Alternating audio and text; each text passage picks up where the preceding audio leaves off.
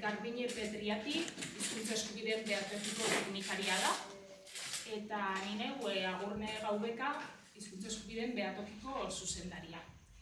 Pizka bat, azalduko dugu, sarreratxo bat egingo dugu, gero Garbinek datu ezberdinak emango ditu urteko txostenean jaso ditugun intzidentzia guztien inguruan, eta gero, alor bi edo nabarmenduko ditugu, bat eremu publikoa eta bestetik eremu sozioekonomikoa. Eta azkenik, ondoriotxo batzuk aterako ditugu.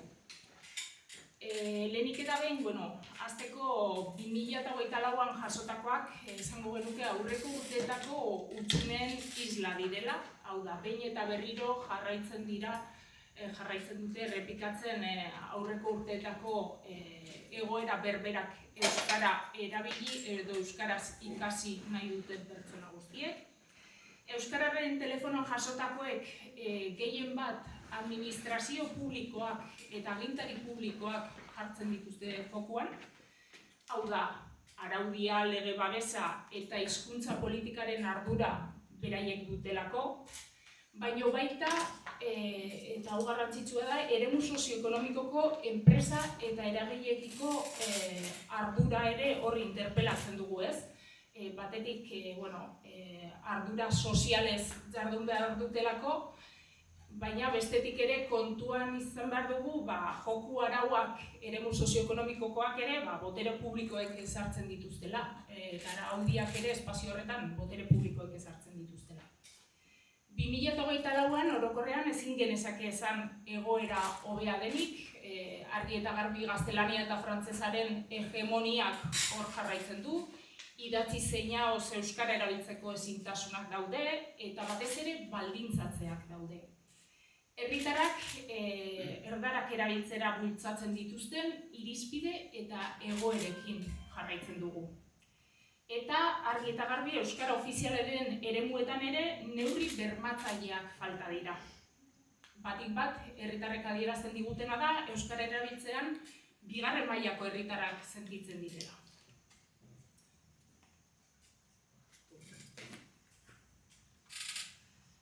Egunon. 2024 urteak zenbakiei begira utzi duena, hauxe da, 1.206 intzidentzia bideratu dira, horietatik gehienak 1.112 kexak izan dira, 72 zoriontze edo esker on jaso dira, konsultak 8, 21 iradokizun eta beste 3 bat edo izaerarik gabeko kexak izan dira. Datu hauek esan behar dugu, pixka bat lagin bat edo baino ez direla, ez da, izeberraren punta nola baitere. Zenbakien atzean, milaka pertsonei eragiten dion egoerak daudelako. Esan dugu, datu horietatik gehienak kexak izan direla, eta kexa jaso dituzten arlorik nagusiena administrazio publikoak izan dira. Bai Espainiako gobernua, bai Frantziakoa, autonomia erkidegoetako gobernuak, eta baita udalek ere. Orduan administrazio guztiek nolabait badituzte hutsuneak oraindik, ezta?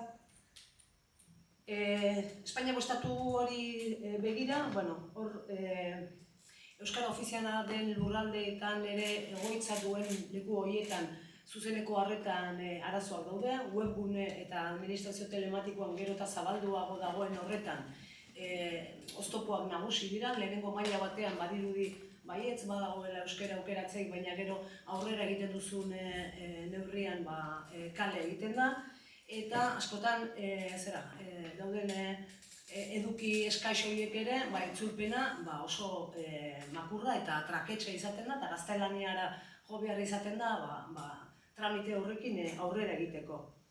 Orduan, esan daiteke ofizialtasunaren bete behar hori edo errespetatze hori hortik oso urrun dagoela oraindik Espainiako gobernua.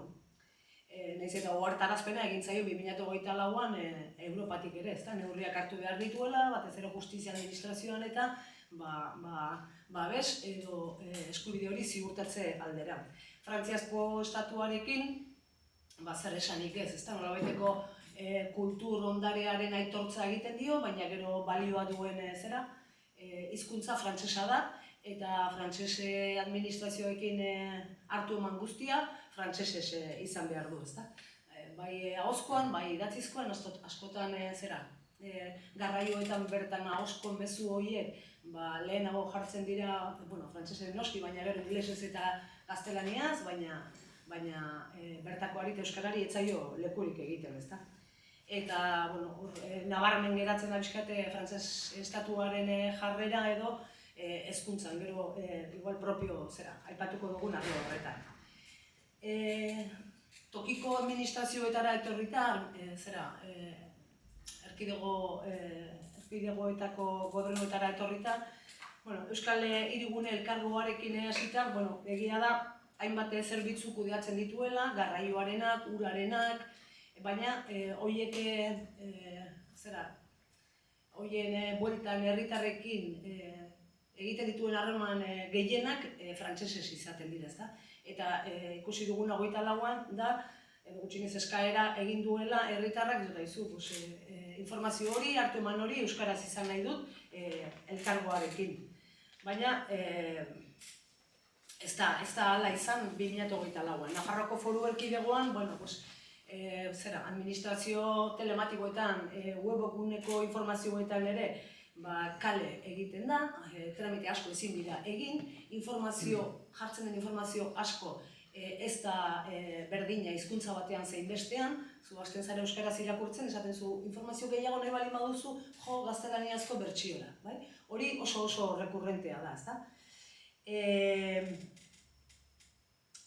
Arreta, aurrez aurrekoa ere, nekez bermatu daiteke Nafarroko gobernuarekin eta euren departamentu edo bere departamentu ezberdinekin euskaraz, ez da harritzekoa, ezta? Langile publikoen ehuneko edo 3 baino ez duelako hizkuntza edo euskararen ezagutza bete behar bezala. Euskal Autonomia Erkidegoan ere, oraindik web bidez eta administrazio telematikoan kale egiten da hemen ere. Ikusten dugu gero eta zerbitzu gehiago azpikontratatu egiten direla, eta horiek kudeatzeko orduan ere hizkuntza irizpideak ez dira jartzen, eta jartzen badirudi gero eta gehiagotan, gero ez da horren kontrolik egiten eta betetzen diren edo ez, ziurtatzen, ezta? Ikusi dugu, era ezberdinetako ezintasunak izan dituztela, deialdi publiko batean azterketa euskaraz egiteko ere, zailtasunak. Herriko etxeetara eta udaletara etorrita, gertuen dauden administrazioak dira, herritarren gandik, baina ikusten dugu aktak, udalak antolatzen dituen ekimenak, lehentasuna ematen zaio orain erdarei, ezta? Eta esleipen dokumentuak edo edozen deialdiren inprimakiak oraindik oso ohikoa da gaztelaniaz edo frantsesez baino ez aurkitzea.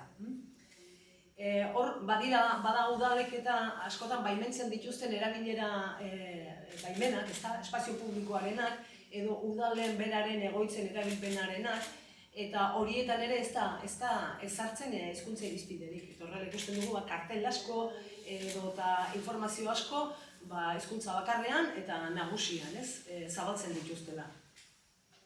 Nafarroako Foru Erkidegoan ordenantzaketa dituzten asko dago, udal dezente dago, baina horiek badirudi paperean geratzen direla eta ez direla kontuan hartzen edozein hartu eman izateko orduan herritarrekin. Zenbait kasutan atzera ere egin da ordenantza horietan, ezta?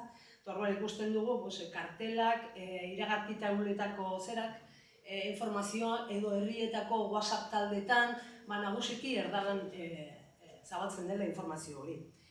Esan dugu lehen ere, herriko etxeak, administrazio, Frantziar estatuaren barrenean dauden administrazioak izaki, aitortzen duen edo onartzen duten hizkuntza bakarra eta balioa duena frantsesa da, ezta? Hala ere, badituzte aukerak udal batzuk edo herriko etxe batzuk tramite horiek euskaraz egiteko itzulpen bidez edo baina sortatzen da, herritar batek edozein eskaera euskaraz aurkeztu eta frantsesera itzultzea eskatu zaiona, ezta? Hori da pixket, administrazio egin genezaken argazkia, eta gero egoera orokorrari begiratuta 3 arlo nabarmentzen dira, ezta? Batetik osasun asistentzia, bestetik segurtasun kidego ezberdinekin izandako goraberak, eta 3. Hezkuntza, bai? Osasun asistentzia euskaraz jasotzeko ezintasuna dago euskal hiztunen komunitate osoan. Baita eskubide hori aitorturik duten zeretan ere, lurraldeetan ere, ezta?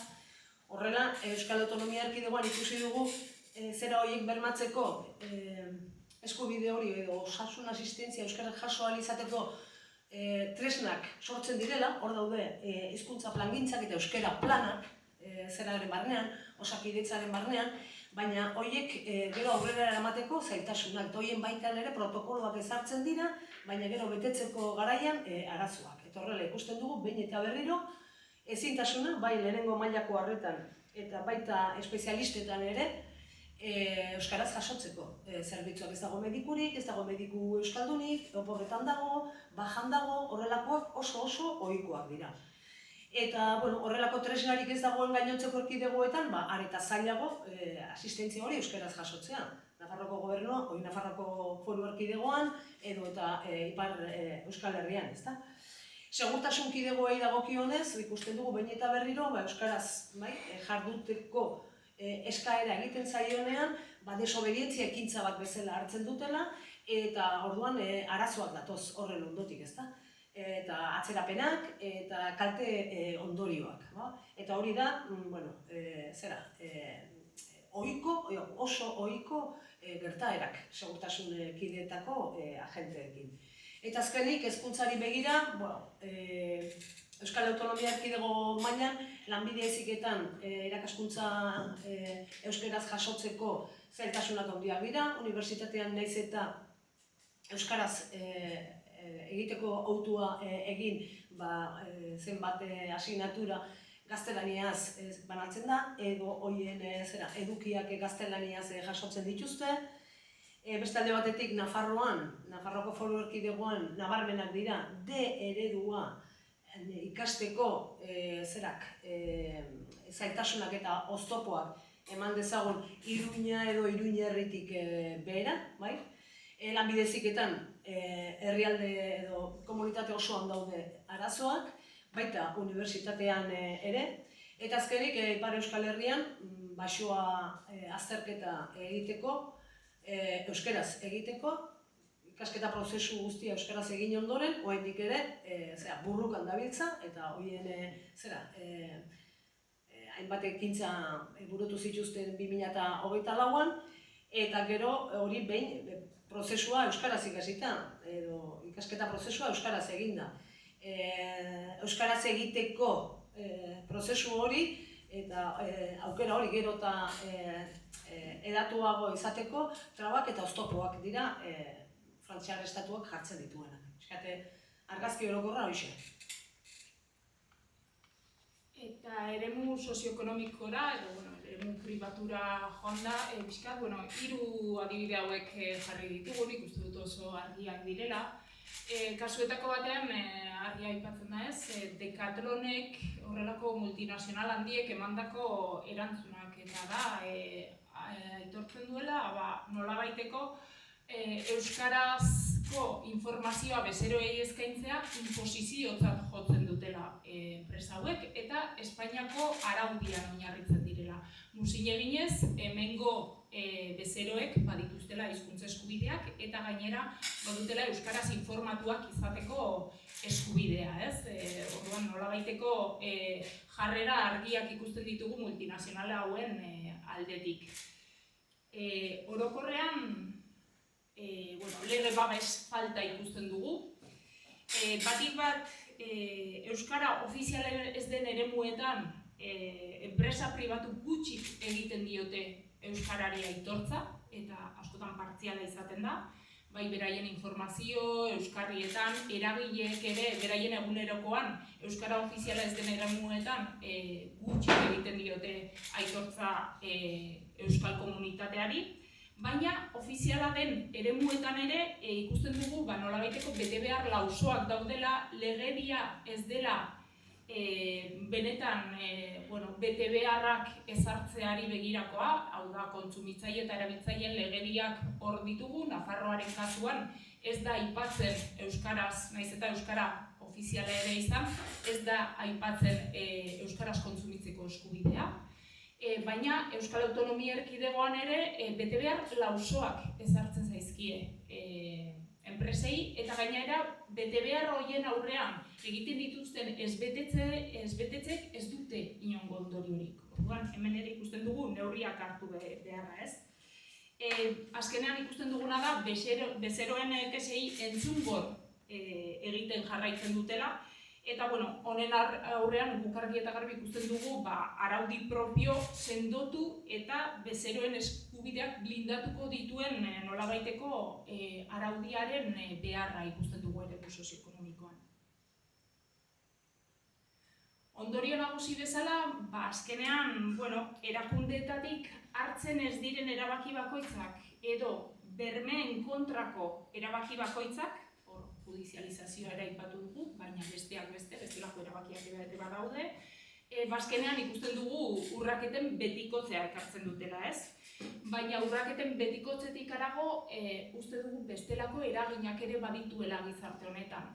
Batik bat gutxiagotutako hiztun eta komunitate bezala berdintasunezaz ari garelako, gaztelaniaz normaltasunez edo frantsesez normaltasunez jardun alden bitartean gizarteko espazio guztietan euskaraz ez.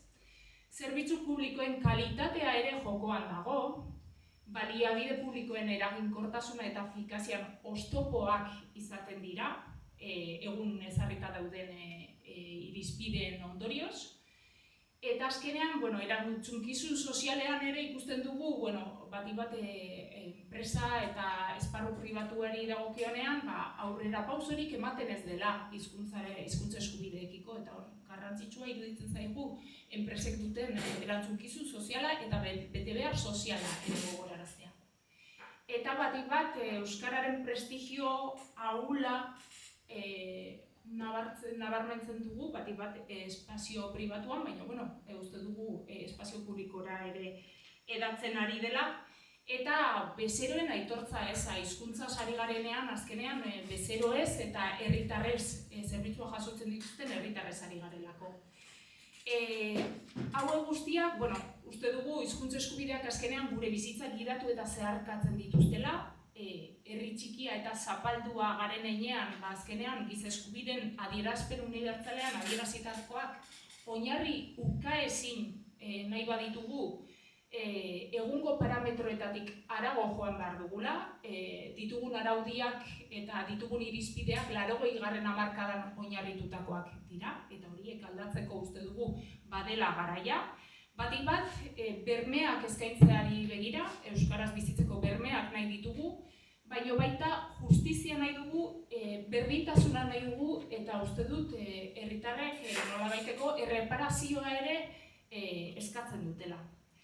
Adierazi nahi dugu, azkenik, hizkuntzak ez direla hiltzen dituztela, bai lege babes egoki eman gabe, hizkuntza eskubideak bermatzeko neurriak eta baliabide egokiak ezarri gabe, euskara eta bere hiztunak bigarren mailakotzat joaz, edo azken gertakari batzuk izpidea adibidez, beste hizkuntza batzuei baino balio sozial txikiagoa emanez. Azken urteetan, euskalgintzak euskararen normalizazioaren aurkako oldarraldia izendatu duenaren atzean, uste dugu hizkuntza eskubideen gutxiagotuen aitortzaren, hiztunen arteko berdintasunaren, zein minorizatutako hizkuntzen erreparazio neurrien ukazioa eta azkenean pertsonen ukazioa daudela.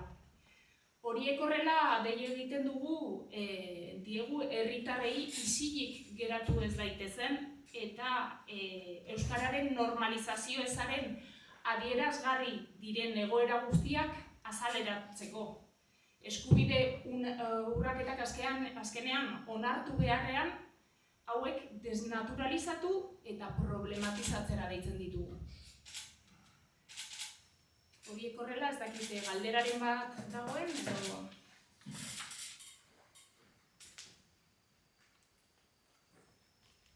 Eskerrik asko etortzeagatik eta dena den galderaren bat edo zalantzaren bat baduzue datuen inguruan edo bestelakoen inguruan gure komunikazioa. Eskerrik asko.